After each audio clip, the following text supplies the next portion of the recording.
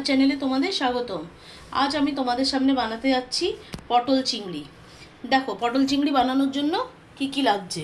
আমি প্রথমে পটল ভালো করে কেটে মানে ওর খোসা ছাড়িয়ে ভালো করে মধ্যেখান দিয়ে একটুখানি কেটে আর তোমার কি বলে নুন হলুদ লাগিয়ে রেখেছি। আর এ দেখো এরকম এই যে তুই চেরা লাগিয়েছি।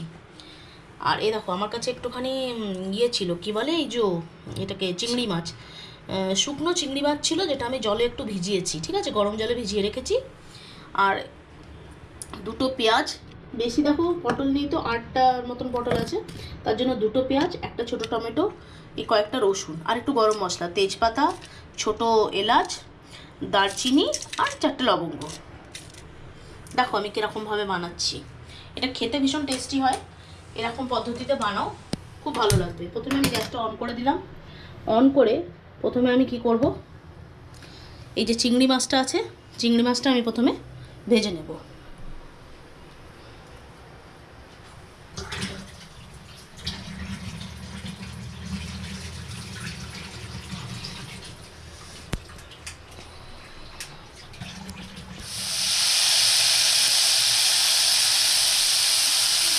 দেখো বন্ধুরা, জলটা ঝরিয়ে আমি চিংড়ি মাছটা আগে ভেজে নিচ্ছি। তোমরা কিন্তু কি বলে যে ফ্রেশ যে চিংড়ি মাছ হয় সেটা দিয়েও করতে পারো। আমার কাছে এই মুহূর্তে ফ্রেশওয়ালা ছিল না, সেই জন্য আমি শুকনোটা দিয়ে করছি।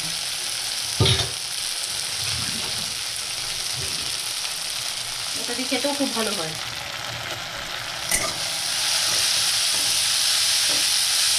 চিংড়ি মাছটা একটু ভাজা ভাজা করে, খুব বেশি ভাজতে হবে না, হালকা করে ভাজলেই হবে। সে তোমরা যদি এমনি চিংড়ি মাছে কুচু চিংড়িতে করতে চাও সেটাও খুব বেশি তোমাদেরকে ভাজতে হবে না, ওটা হালকা একটুখানি জাস্ট মানে তেলে একটুখানি ভেজে ওটা নাবিয়ে নিতে হবে।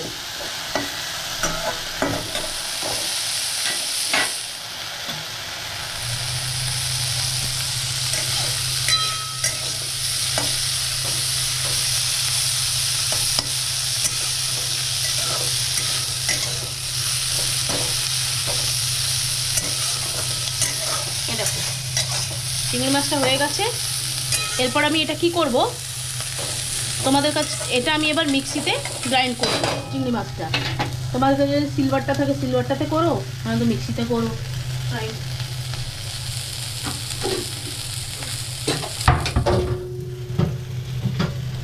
এটা দেখো আমি পুরোটাই কি করছি, একবারে কোনো থালা টালায় ওঠাচ্ছি না, ডাইরেক্ট মিক্সি জারে উঠিয়ে নিচ্ছি।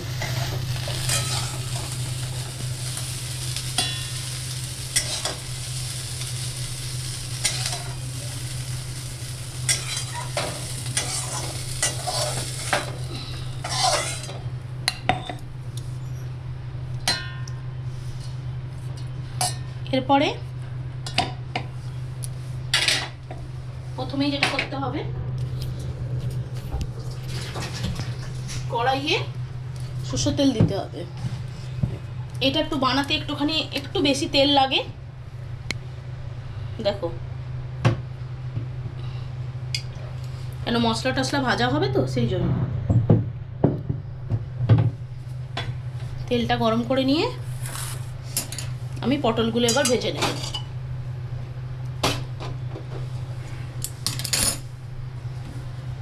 দেখো একে একে আমি পটলগুলো ছেড়ে দিলাম।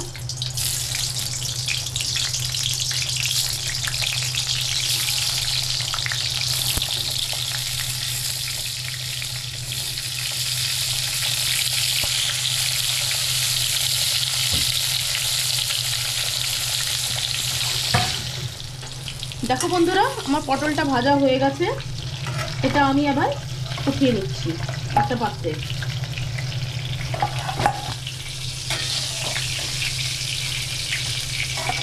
এবার এই যে তেলটা বেঁচেছে এরই মধ্যে কিন্তু রান্না হবে। দেখো এরই মধ্যে আমি চিংড়ি মাছটাকে পিষে নিয়েছি, মানে চিংড়ি মাছটা পুরো গ্রাইন্ড করে নিয়েছি। এরপরে আমি মশলাটা বানিয়ে নিই।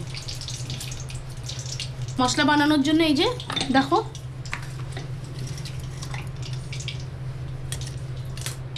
গ্যাসটা আমি এখন একটু অফ করে নিই আর মশলাটা আগে বানিয়ে নিই। এ দেখো রসুন, বেসিক যে মশলা লাগে না সেই তোমার আদা রসুন পেঁয়াজ, এটাকে আমি গ্রাইন্ড করব। গ্রাইন্ড করে আমি তোমাদের দেখাচ্ছি। দেখো দেখো বন্ধুরা, এবার আমি এটা গ্রাইন্ড করবো। এর সাথে আমি 2 চামচ জিরে, গোটা জিরে, ওটা মিলিয়ে দিলাম। এবার আমি এটা আগে গ্রাইন্ড করে নিই। দেখো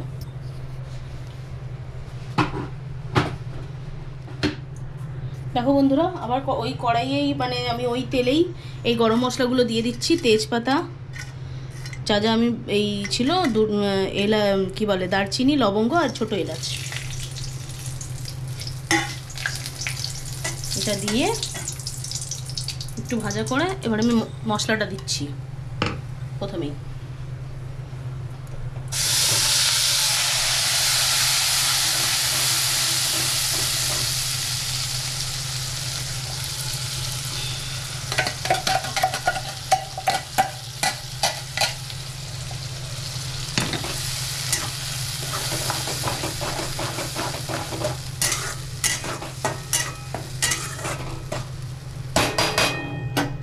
দেখো এর মধ্যে আমি একে একে লবণ, আমি বারবার বলেছি যে যা নুনটা নিজের স্বাদ অনুযায়ী দেবে।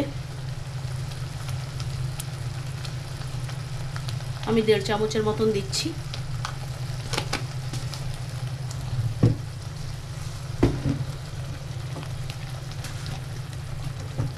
একটু হলুদ গুঁড়ো 1/2 চামচ,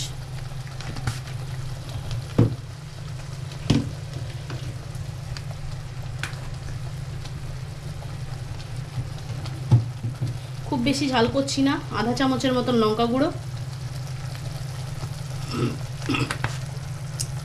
ঝালটা তোমরা নিজেদের যেরকম ঝাল খাও সেরকম মতনই দেবে। আমি 1/2 চামচই দিয়েছি। আর 1 চামচের মতন দেখো ধনে গুঁড়ো।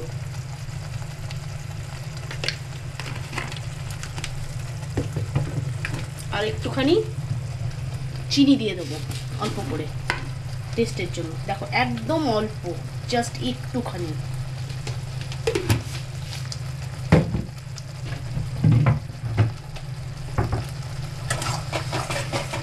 এটা ভাজা ভাজা করে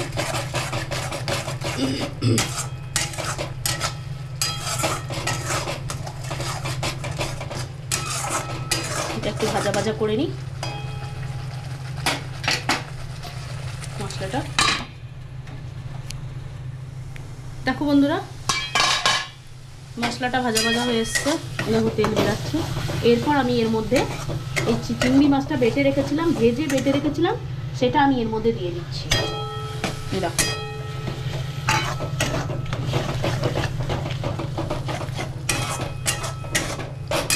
এরই সাথে আমি পটলগুলোও দিয়ে দেবো। একটুখানি 2-3 মিনিট খালি হালকা নাড়াচাড়া করে আমি এর মধ্যে জল ঢেলে দেবো।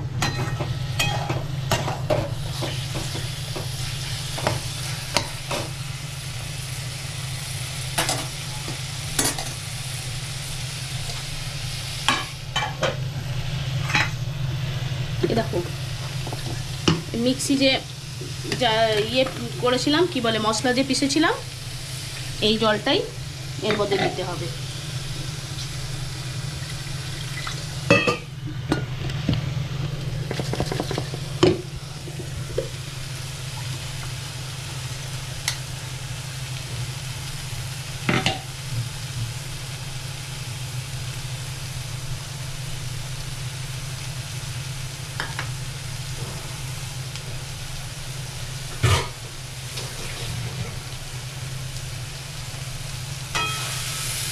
দেখো বন্ধুরা, তেল ছেড়ে আসছে।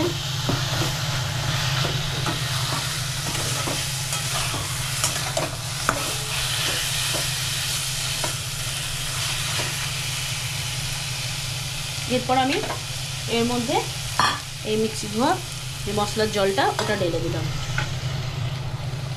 আর একটুখানি জল লাগবে।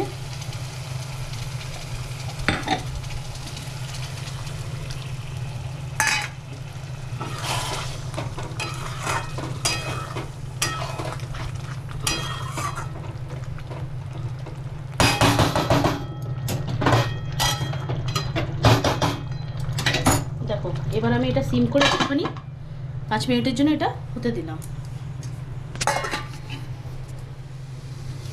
দেখো বন্ধুরা, ঢাকা উঠিয়ে নিলাম। এরপর দেখো এই যে সাইড দিয়ে দেখো তেল ছাড়ছে, তার মানে এটা রেডি। এ দেখো চিংড়ি মাছ দিয়ে পটল। এবার আমি গ্যাসটা অফ করে একটা পাত্রে নামিয়ে নিই। এটা গরম ভাতের সাথে বলো, পরোটার সাথে বলো, লুচির সাথে বলো, সবার সাথে ভালো লাগবে। এরকমভাবে একবার বানিয়ে দেখো, ভীষণই টেস্টি লাগবে।